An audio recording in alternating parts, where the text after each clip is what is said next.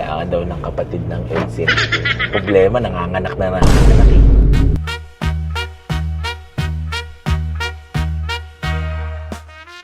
Kakauwi lang natin ng Isabel galing Manila.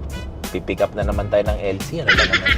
Ang ang pagbili pala ng mga ganitong kotse, parang nagkakaanak ka. Kailangan ng mga kapatid. So ngayon, pupunta tayo. Kahanap tayo ng LC. Mga barn finds, yung mga hindi ginagamit. Sapin natin si Auntie. Liligawan natin yung LC niya, kung bebenta niya.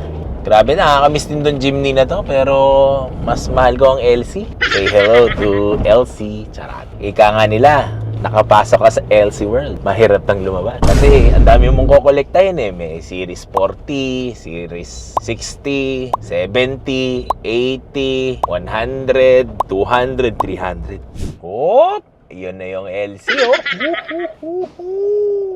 Hop! Hop! Hop! Tepok na naman tayo dyan, guys. May mga dents lang, no? Pero rig paint pa naman, no? Amoy Land Cruiser. Yan. Start natin, boss. Sige, boss. Start nga natin. Tahimik. 24 valve. Ay, hindi. 1FZ pala. Ang makina nito. 1FZ FE. Yan. Ang makikita mo yung mga LC, boss, o rig left, pag ang antena nasa kanan. Pag ang antena nasa kaliwa, ibig sabihin converted yun. Wasari, wasari. Pwede na to.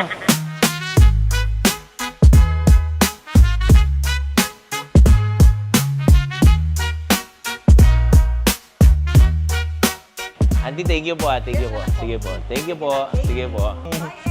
Bye!